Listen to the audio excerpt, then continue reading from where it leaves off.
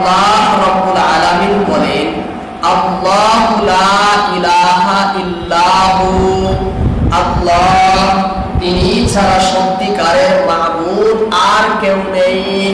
লাহুল আসমাউল হুসনা, সমস্ত উত্তম নাম একমাত্র আল্লাহর। লাহু, আল্লাহর রয়েছে, আল আসমা, অনেক নাম, আল হুসনা, সুন্দর সুন্দর। আল্লাহ তাআলার অনেক সুন্দর সুন্দর নাম রয়েছে।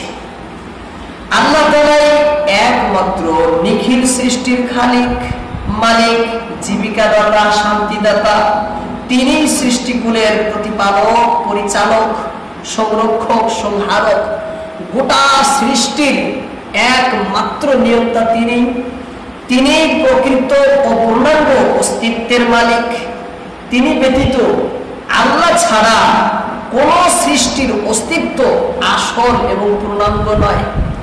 আল্লাহর অস্তিত্বই মূল অস্তিত্ব, পূর্ণাঙ্গ অস্তিত্ব।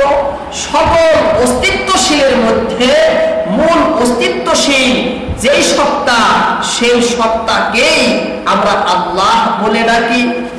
আমরা আল্লাহ বলে এমন স্বয়ংভূ সত্তাকেই বুঝি যিনি খুদাই সকল গুণে গুণান্বিত।